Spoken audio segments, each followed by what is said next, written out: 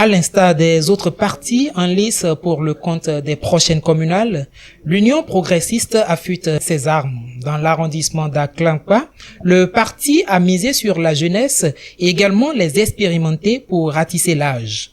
Djogbede Akpovi, candidat sur la liste UP à Aklankpa, nous dévoilera au cours de cet entretien les stratégies mises en œuvre par le parti pour arracher tous les 5 postes en jeu dans cet arrondissement. Notre invité évoquera également les dispositions prises pour la campagne essentiellement médiatique. Alors, bonjour Monsieur Djogbede. Bonjour Monsieur le journaliste. Merci d'avoir accepté notre invitation.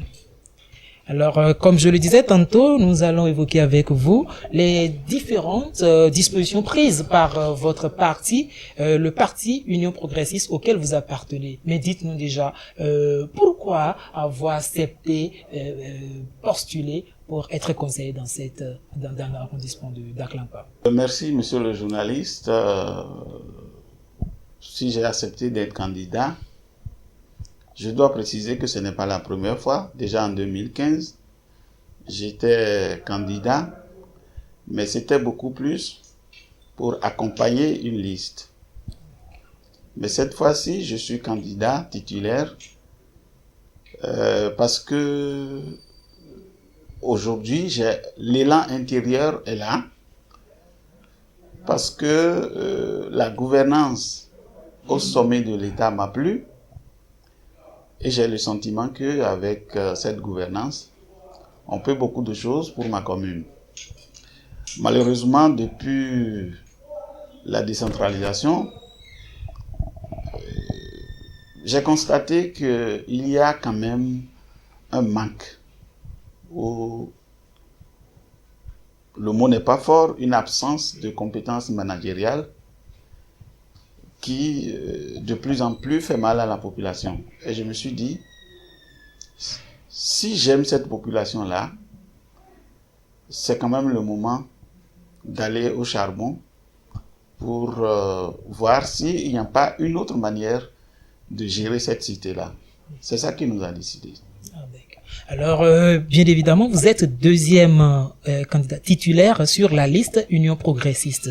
Alors, vous êtes forcément dans le secret des dieux. Dites-nous alors, quelles sont les dispositions prises par ce parti pour pouvoir conquérir tous les 5 sièges en jeu dans cet arrondissement?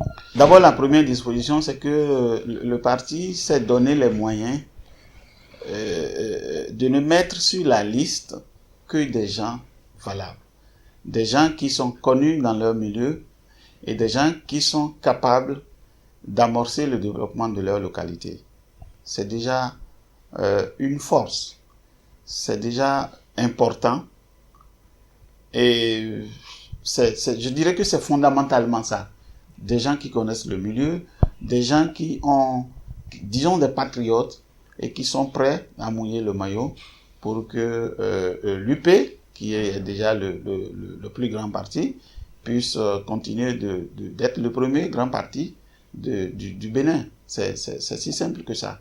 Mais vous savez que les données ont changé puisque, en raison de crise sanitaire, la campagne électorale est essentiellement médiatique. Alors, quand vous êtes habitué au porte-à-porte, quand vous êtes habitué au contact avec la population et que cette fois-ci, on limite les choses aux médias, alors comment est-ce que l'UP compte procéder pour pouvoir toucher réellement tous ces militants?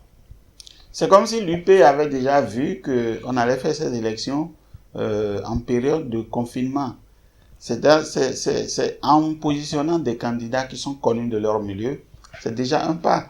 Moi, je me dis même, à la limite, pour ces élections communales, on n'avait pas besoin de 2 semaines de campagne, juste 72 heures, parce que les gens nous connaissent. Les gens savent que c'est leur fils. Les gens savent, et si vous avez un passé de quelqu'un qui s'intéresse au développement de sa localité, vous n'avez pas besoin de beaucoup parler.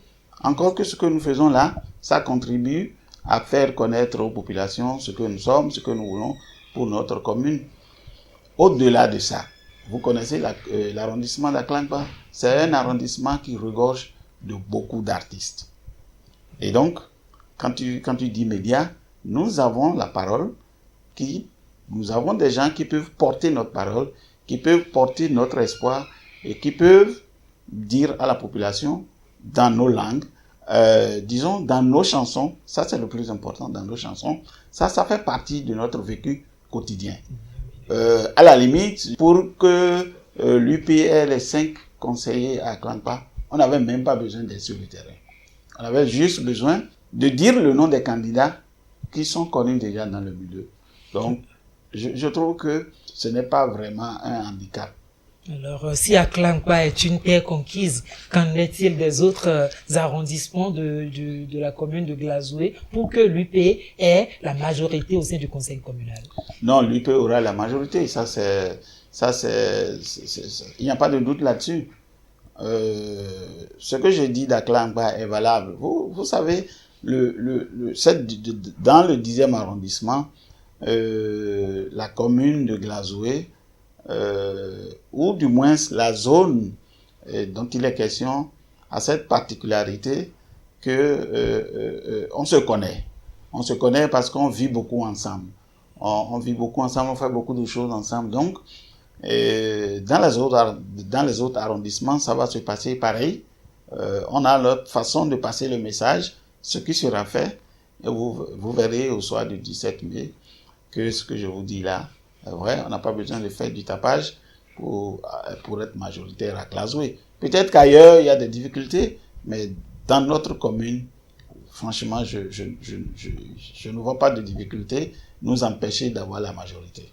Alors, déjà, nous tirons vers la fin de cet entretien.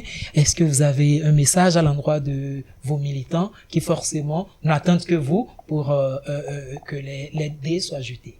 Ce dont nous avons besoin aujourd'hui, ce n'est pas de l'argent. Et ils n'ont qu'à comprendre que les difficultés que nous vivons aujourd'hui, nous ne pouvons les solutionner qu'avec des gens qui sont capables. Et la décentralisation aujourd'hui a cet avantage que c'est les populations elles-mêmes qui vont se gérer. Et donc, il faut des hommes valables. C'est ce que nous essayons de leur dire pour que n'importe qui est venu d'ailleurs avec son argent pour dire, ce n'est pas d'argent qu'il s'agit, c'est de régler les problèmes quotidiens auxquels ils sont confrontés. Et ils savent mieux que quiconque ceux qui sont capables de les aider à avoir ces conditions-là. Alors, ce sera tout donc pour cet entretien que nous vous remercions d'avoir suivi et merci à vous, Monsieur Akpovi Djogbede, pour avoir accepté de nous recevoir dans vos locaux.